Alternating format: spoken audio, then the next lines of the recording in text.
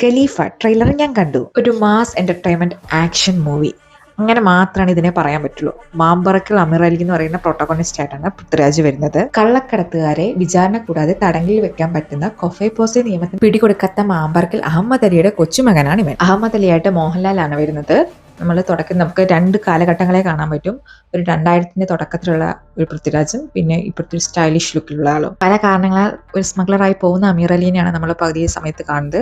ഇതിനിടയിൽ സ്വർണം പൊട്ടിക്കൽ എന്ന് പറയുന്ന കാര്യങ്ങളൊക്കെ നടക്കുന്നുണ്ട്. സ്വർണം പൊട്ടിക്കൽ എന്ന് പറഞ്ഞാൽ ഒരു പാർട്ടി വേറെ പാർട്ടിക്ക് വേണ്ടി കള്ളക്കടത്തുന്ന സ്വർണം തേർഡ് പാർട്ടി വന്നിട്ട് തട്ടിക്കൊണ്ട് പോരുന്നതിനാണ് സ്വർണം പൊട്ടിക്കുക എന്ന് പറയുന്നത്. ഇവിടെ 2 വില്ലന്മാരുണ്ട്. ലോക്കൽ വില്ലനായിട്ട് ഷമിതേനും സിറ്റി വില്ലനായിട്ട് നീൽ മുകേഷുമാണ് വരുന്നത്. ഇതൊരു ടിപ്പിക്കൽ ക്ലീഷേ സ്റ്റോറിയാണ്. അമീർ അലി എന്ന് പറയുന്ന വ്യക്തി എങ്ങനെ ഒരു സ്മഗ്ലിംഗ് മാഫിയ ഗോഡായി മാറും. പക്ഷെ ഇത് എടുത്തു വെച്ചിരിക്കുന്നത് വൻ ഫ്രെയിം വർക്കിലാണ്. വൈശാഖിന്റെ എല്ലാ സിനിമകളും ഇതേ പാറ്റേൺ ആണ് യൂസ് ചെയ്യുന്നത്.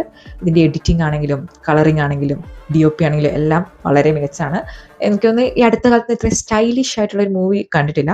പൃഥ്വിരാജിന് ഇത്ര വയസ്സുണ്ടായിട്ടും പൃഥ്വിരാജ് ഇപ്പോൾ ഒരു ചുള്ളനായിട്ട് തന്നെയാണ് നിൽക്കുന്നത്.